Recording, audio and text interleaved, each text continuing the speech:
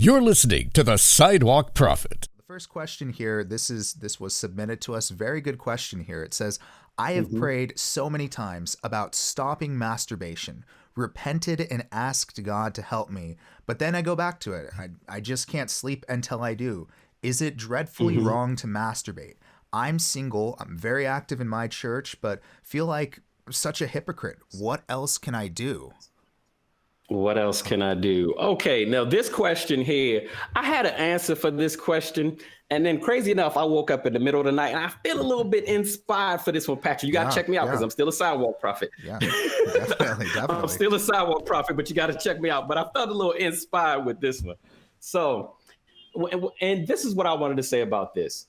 When it comes to sin, never break your relationship down between you and God with something as petty as sin. And I want you to hear me when I understand what I said with this. God dealt with sin by sending Jesus. That was the ultimate remedy for sin.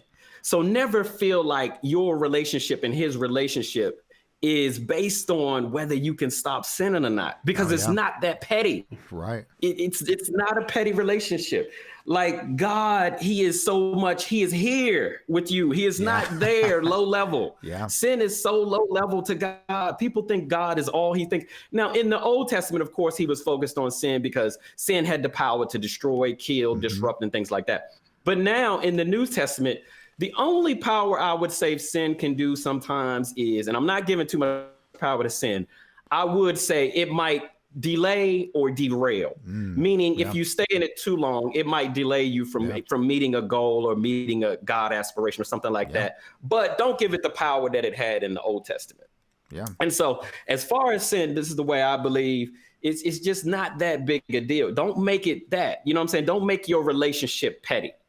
As far as God is with sin, I'll say, let's use masturbation. Let's use it as his thing. Masturbation. As far as masturbation, don't focus on the sin. Focus on God. I want to be who I'm supposed to be in you. And I want to live, the way you want me to live. Teach me to live righteously above that thing. Meaning, God can you so much that sin becomes so small and that big a deal. You know what I mean? He will empower you so much that you put it away. I remember Paul talked about it. He said, when I was a child, I put away childish things. You will grow so strong in God. You will grow so strong in his spirit that you will be able to just put that thing away. And don't focus on the sin, focus on the growth. And that's where it's hitting at. What do you have to say about that, Patrick? Man, I think you really nailed it on the head with that. I think so often, when we make that decision to follow Christ and we're tugging along, we're going forward, we're taking those steps and whatnot, we feel so bad when we sin, and it's like, oh man, I screwed it up, And I always felt like this. I would always say to myself, well, sinners sin and they don't feel nothing. I'm covered by the blood and I sin. Why do I feel so terrible? And some people say it's conviction. It is, but then it ain't.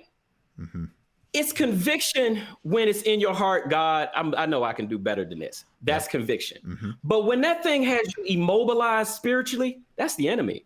And that's the enemy using condemnation with that sin. And I always would say this, Patrick, and I always would say this. The enemy will talk you into sin. And then the moment you do it, he turn on you and say, no, why did you do that? If you see it, it's an awesome combination that he uses. But if you learn to see it through the eyes of God, hey, God, I know I've done this. I know you have better for me. Show me, teach me, grow me up to where I'm bigger than this thing, to where I have this thing mastered. And this thing is not dominating over me. And he will. He'll send resources. He'll send his love. And see, when I heard this comment, this guy almost sounded, you can hear the condemnation. You can hear the fear. You can hear the judgment of himself, all of that. These are not items that God uses. God doesn't use these things. These are the work of the enemy. And so you just got to start coming out of that and learn truly who Jesus is for you. Learn how to grow in the spirit that you master this thing. And then you put the enemy in his place. The enemy belongs under our feet. No other place. Under our feet. No other place. That is his destiny.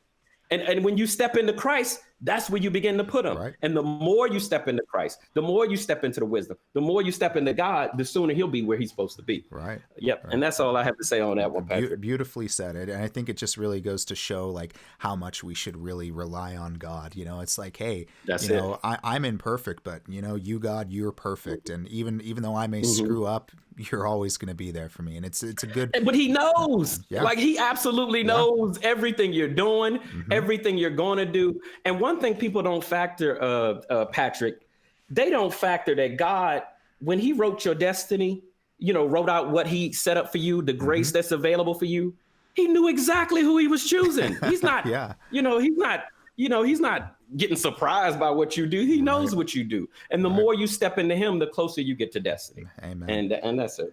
Amen. Yeah. Thank you for listening to the Sidewalk Prophet Podcast. For questions and comments, please email us at churchpodcasters.gmail.com.